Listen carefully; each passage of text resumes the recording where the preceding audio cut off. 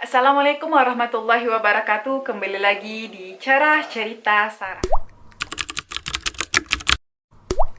Halo teman-teman semuanya, di video kali ini aku mau bercerita tentang sebuah kisah yang mana sebenarnya ini sudah sangat sering kita dengar di masyarakat Indonesia. Nah, teman-teman pasti sudah akrab kan dengan yang namanya harta karun. Nah, harta karun itu sebenarnya berasal dari nama seseorang, yakninya Qarun. Jadi, Qarun ini sebenarnya pernah hidup di masa lalu. Nah, bagaimana kisah dari Qarun tersebut? Dan kenapa Qarun ini dikaitkan dengan harta yang terpendam? Oke, sebelum masuk ke ceritanya, jangan lupa untuk klik like, subscribe, dan juga share video ini ke teman-teman kalian semuanya.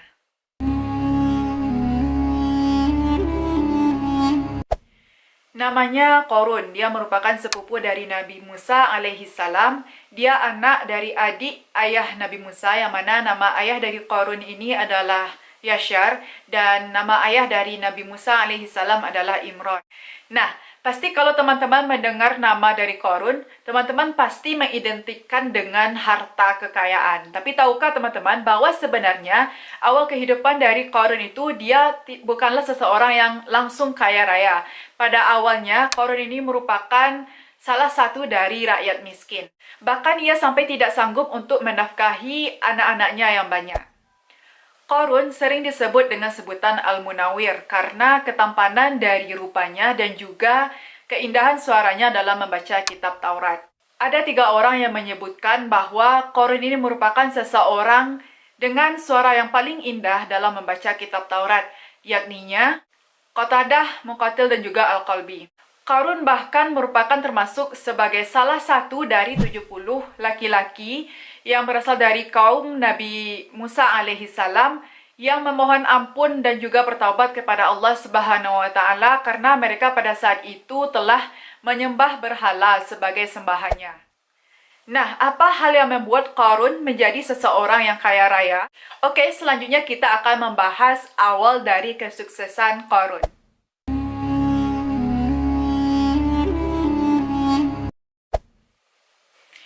Merasa bosan dengan kehidupannya yang sangat miskin, Qarun pun meminta kepada Nabi Musa untuk berdoa kepada Allah Subhanahu wa taala agar kehidupan Qarun itu menjadi lebih baik. Nah, karena Nabi Musa itu sangat mengetahui bahwa Qarun ini adalah seseorang yang soleh dan pasti akan membelanjakan hartanya di jalan kebaikan dan di jalan Allah Subhanahu wa taala, Nabi Musa pun berdoa kepada Allah Subhanahu wa taala untuk mengubah nasib Qarun itu menjadi lebih baik. Dan Allah Subhanahu wa taala pun mengabulkannya. Setelah itu Nabi Musa memberikan 2 ekor kambing kepada Qarun. Setelah mendapatkan 2 ekor kambing dari Nabi Musa, Qarun pun bersungguh-sungguh mengelola peternakannya. Dan peternakannya itu berkembang biak dengan sangat cepat.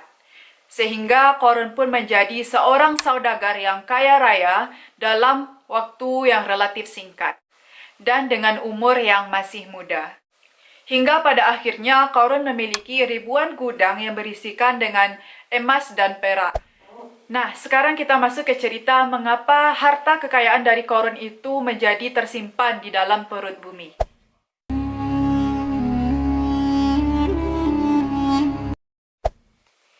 Namun sayang, bukannya menjadi rajin bersedekah atau membelanjakan hartanya di jalan Allah Subhanahu wa taala, harta kekayaannya malah membuat Qarun menjadi seseorang yang bangga dengan dirinya dan sombong. Bahkan pernah disebutkan dalam firman Allah Subhanahu wa taala dalam surat Al-Qasas ayat 70 bahwa pernah suatu ketika saat itu Qarun ingin pamer harta kekayaannya, dia menggunakan pakaian yang sangat mewah. Dia diiringi oleh 600 pelayan, yang mana 300 pelayan merupakan pelayan laki-laki dan 300 lagi merupakan pelayan perempuan. Dan tidak hanya itu, Qarun juga dikelilingi oleh 4.000 pengawal yang mengelilingi si Qarun. Tidak hanya itu, Qarun juga memiliki 60 ekor onta, yang mana setiap ontanya itu membawa beban yang berat, dan isi dari beban tersebut adalah kunci-kunci dari gudang-gudang harta kekayaan Qarun. Teman-teman bisa bayangin nggak berapa banyak harta kekayaan dari Qarun ini? Pasti sangat banyak sekali. Karena yang dibawa jalan-jalan itu bukan harta kekayaannya, tetapi hanya kunci. Dan kuncinya itu sampai 60 ekor onta yang membawanya. Selain itu, Qarun juga menggunakan harta kekayaannya untuk jalan kezaliman, kesesatan, dan juga permusuhan. Dia tidak mau membelanjakan hartanya untuk sedekah dan berzakat. Janji-janji yang disebutkannya semasa ia masih menjadi seseorang yang miskin telah dia lupakan.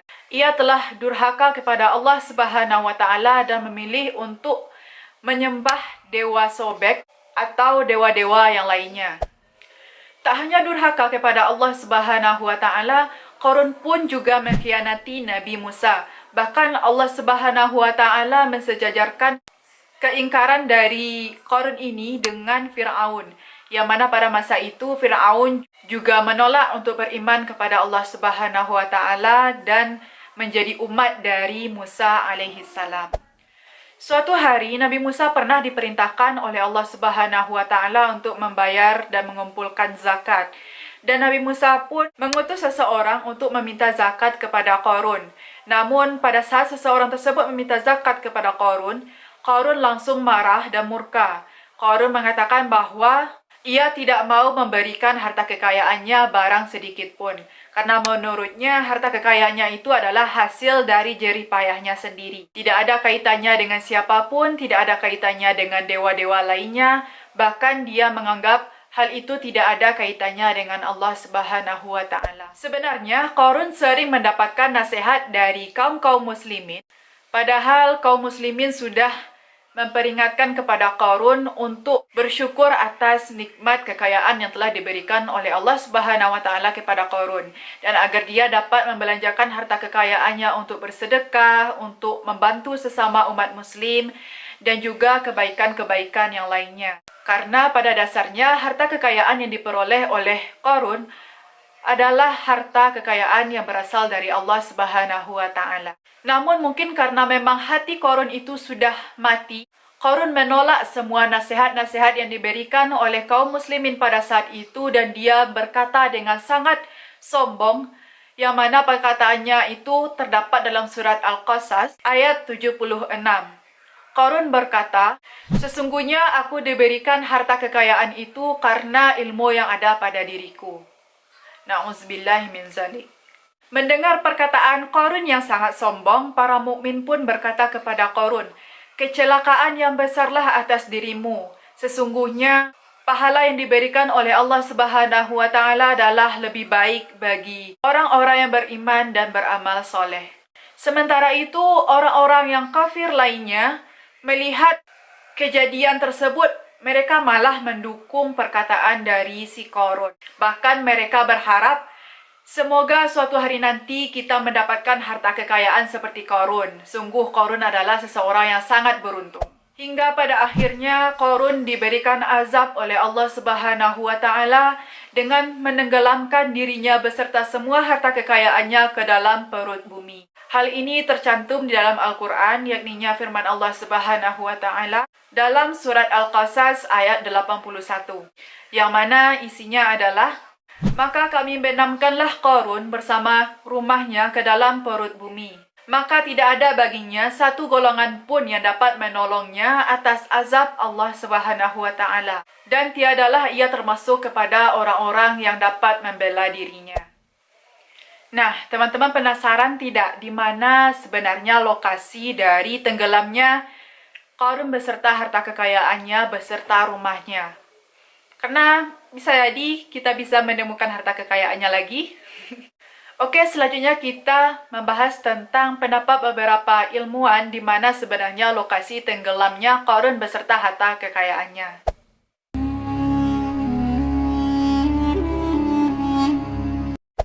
Menurut beberapa riwayat, lokasi tenggelamnya Qarun beserta harta kekayaannya diperkirakan berada di daerah yang bernama Al-Fayyum, yang mana daerah ini memiliki jarak sekitar 90 km dari Kairo, ibu kota Mesir.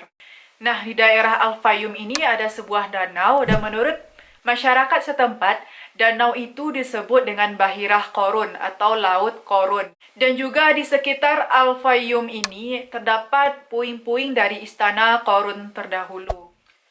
Menurut Dr. Rushdie Al-Badrawi, di dalam bukunya yang bernama Al-Qasas Al-Anbiya wal Tarikh, atau Kisah Para Nabi dan Sejarahnya, dahulu pernah dilakukan oleh sejumlah peneliti dari Eropa dan dari negara barat di daerah Bahirah Qarun tersebut. Apakah pernah pada masa dahulu kala itu pernah terjadi gempa yang sangat dahsyat? Lalu setelah melakukan beberapa pengkajian yang mendalam, hasilnya Rushdie Al-Badrawi ini menyebutkan para peneliti tersebut berkesimpulan bahwa benar pada zaman dahulu kala pernah terjadi gempa bumi yang sangat dahsyat di Bahirah Qarun, terutama di bagian selatan dari Danau Qarun. Lalu Rushdie menjelaskan dan menegaskan ini adalah bukti bahwa benar adanya kejadian dari tenggelamnya Qarun beserta harta kekayaannya di daerah danau tersebut.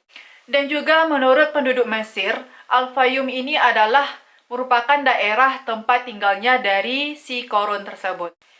Nah, meskipun danau Qarun tersebut menyimpan sebuah kisah yang sangat memilukan, namun sekarang ini danau itu tampak sangat tenang dan juga tampak sangat indah.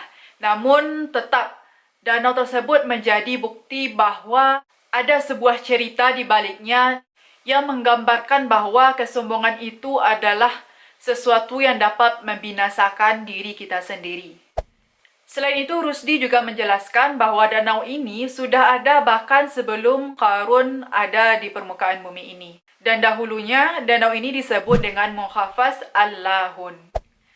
Nah, teman-teman, dari kisah Qarun yang sangat menakutkan ini, tentu saja kita dapat memetik beberapa hikmah darinya. Nah, apa saja itu? Selanjutnya kita masuk ke hikmah yang dapat kita petik dari cerita ini.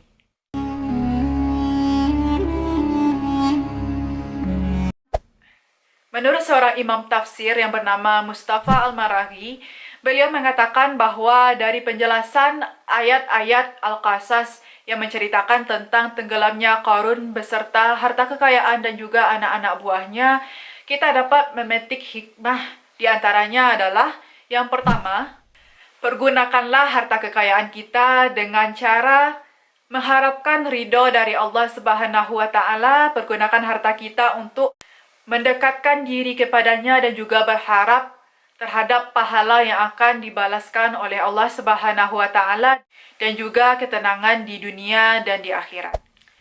Yang kedua, janganlah kita meninggalkan bagian dari kita atas kesenangan dunia yang kita dapatkan. Karena Allah Subhanahu wa Ta'ala juga memiliki hak terhadap diri kita juga memiliki hak terhadap diri kita, keluarga kita juga memiliki hak terhadap kita. Dan yang ketiga adalah berbuat baiklah kepada sesama makhluk Allah Subhanahu wa Ta'ala sebagaimana Allah telah berbuat baik kepada kita.